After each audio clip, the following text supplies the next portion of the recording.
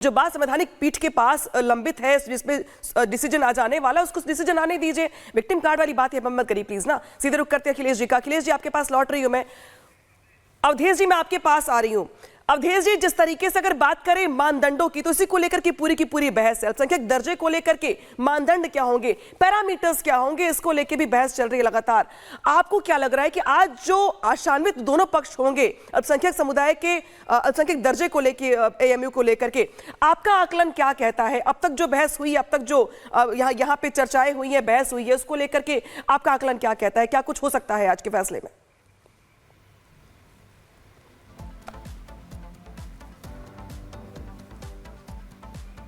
आपने खुद को म्यूट कर रखा है सर, पहले अनम्यूट कर लीजिए, फिर अपनी बात रखिए। आपकी ऑडियो नहीं पहुंच रही है।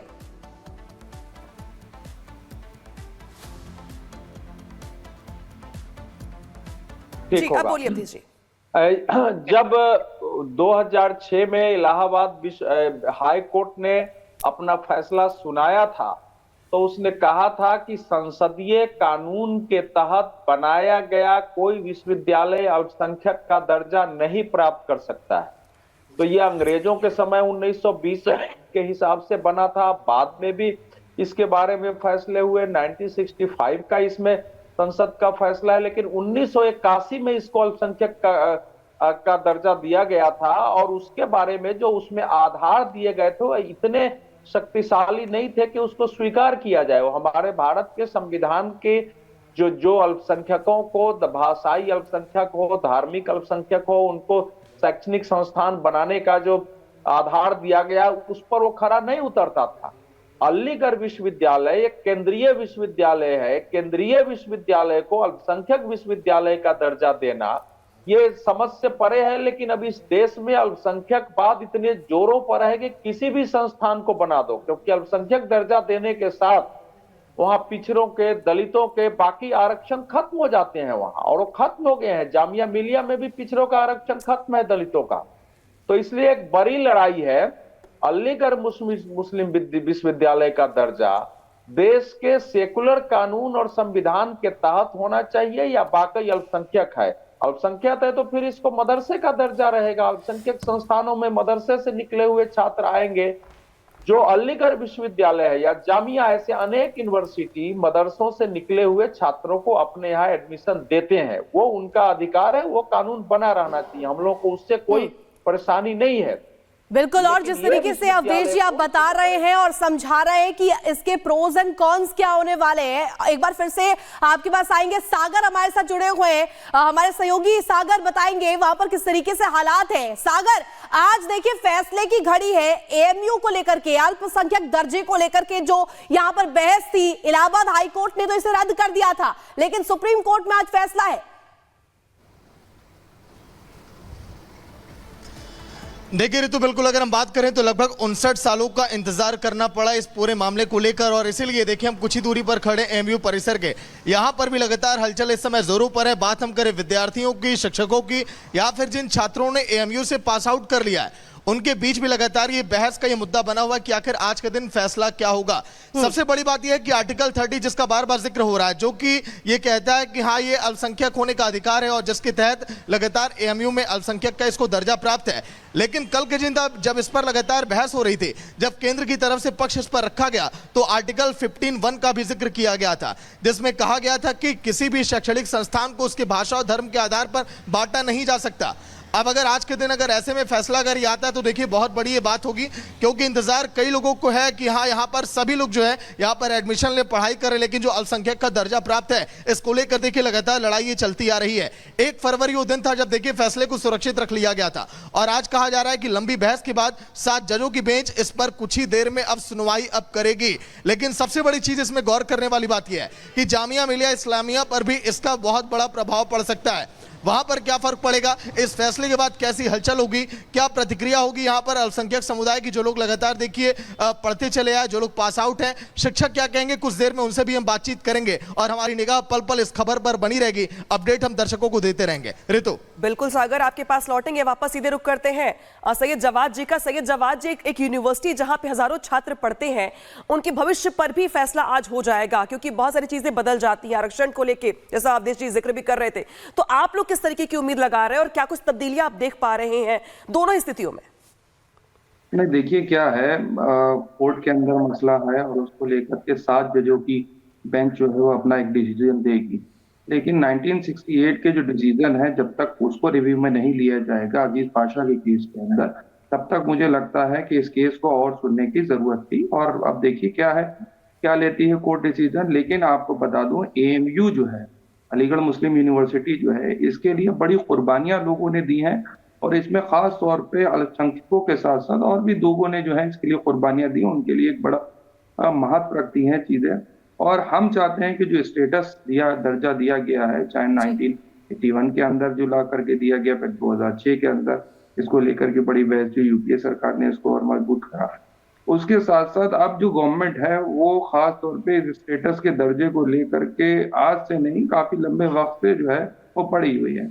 और रडार पे जो है यूनिवर्सिटीज को अगर लिया जा रहा है, चाहे AMU को लिया जा रहा है, चाहे आप देखिए जामिया को लिया जा रहा है, चाहे जामिया उस्मानिया को लिया जा रहा है, ये यूनिवर्सिटीज को रडार पे लिया जा रहा है और अल्पसंख्यकों की जो संस्थान है उनको खास तौर पे चिन्हित करके टारगेट करने की सरकार के द्वारा कोशिश करी जा रही है। बड़ी दुर्भाग्यपूर्ण लगती है, लेकिन हमें न्यायालय से पूरी उम्मीद है कि इंसाफ आएगा और मुझे लगता है कि यूनिवर्सिटी के पक्ष में जो है वो फैसला जो है सरकार से हम ऐसी उम्मीद करते हैं अदालत से कि वो आएगा। ठीक है, लौटेंगे आपके पास। और आचार्य राज मिश्रा, बिल्कुल जिस तरीके से आपने प्रतिक्रिया दी सैयद जवाद जी, और आपके पास वापस लौटेंगे, लेकिन इस बीच किस तरीके से जानकारियां मिल रही है वो भी दर्शकों को बताना बहुत अहम हो जाता है। क्या है AMU आरक्षण का विवाद? AMU में राज्य सरकार की आरक्षण नीति लागू नहीं है, यानी कि वहां पर अल्पसंख्यक का जो दर्जा था इसको लेकर के बहस छिड़ी हुई है। अलीगढ़ यूनिवर्सिटी में अपनी आंतरिक आरक्षण नीति है। AMU संबंधित स्कूलों कॉलेजेस में वहां पर जो ये आरक्षण नीति है वो पूरी तरीके से लागू है। अगर बात करें आरक्षण के तहत 50% सीटें छात्रों के लिए आरक्षित किए गए हैं। इसके अलावा आपको बता दें कि 1967 में 5 जजों की जो बेंच है उसमें मुस्लिम संस्थान नहीं माना गया है। इसके अलावा 1981 में AMU अधिनियम में संशोधन किया गया था। और आगे बढ़ते हैं, PG कोर्स की बात करें तो यहां पर मुस्लिम छात्रों के लिए 50% सीटें आरक्षित की गई थी और यहां पर ही बहस कहीं ना कहीं शुरू हुई है। इलाहाबाद हाईकोर्ट ने 1981 के संशोधन को खारिज किया है और इसके बाद कहा कि 2016 में केंद्र सरकार ने अल्पसंख्यक जो दर्जा था उसका विरोध किया। 2019 में आ जाते हैं अब, जहां सुप्रीम कोर्ट ने मामले को संविधान पीठ के पास पेश किया था और इलाहाबाद हाई कोर्ट की तरफ से जिस तरीके से इस फैसले को रद्द किया गया, कहा गया कि AMU में दरअसल जो अल्पसंख्यक का जो दर्जा है उसे रद्द किया जाना चाहिए। AMU आरक्षण विवाद है क्या, ये आपको ऋतु बता रही थी, लेकिन आचार्य राज मिश्रा जी भी इस वक्त हमारे साथ जुड़े हुए हैं। राज मिश्रा जी, अल्पसंख्यक दर्जा बरकरार रहेगा या नहीं, इस पर आज फैसला होने वाला है, वो बात की बात है, लेकिन इस पर आपका टेक क्या है, आप क्या कहते हैं? मुझे बड़ा अजीब लगता है, हम बात करते हैं सेक्युलरिज्म की, हम बात करते हैं एक देश एक संविधान की, हम बात करते हैं ये देश संविधान से चलेगा।